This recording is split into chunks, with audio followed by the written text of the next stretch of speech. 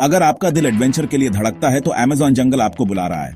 Amazon जंगल ऐसी जगह है जहां कुदरत के असली करिश्मे जिंदा हैं। क्या आपको पता है यहां लाखों स्पीसीज रहते हैं। कुछ तो इतने रेयर हैं कि उन्हें किसी इंसान ने देखा भी नहीं। प्लेफुल पिंक डॉल्फिन से लेकर मिस्टीरियस जैगवर्स जो सायों में छुपे रहते हैं। अमेज़न सीक्रेट से भरा पड़ा है, बस डिस्कवर होने का इंतजार है। सोचो, ऐसे जंगल में घूम रहे हो जहां पेड़ आसमान छूते हैं और हवा में एग्जॉटिक बर्ड्स की आवाजें गूंज रही हैं। और सुनो एक मजेदार बात, अमेज़न रिवर इतना बड़ा है कि दुनिया का सबसे बड़ा स्विमिंग पूल 500 बार भर सकता है। Crazy right? तो अगली बार जब एडवेंचर के बारे में सोचो, याद रखना अमेज़न जंगल ही वो जगह है जहां असली वाइल्ड थिंग्स हैं। Stay curious explorers.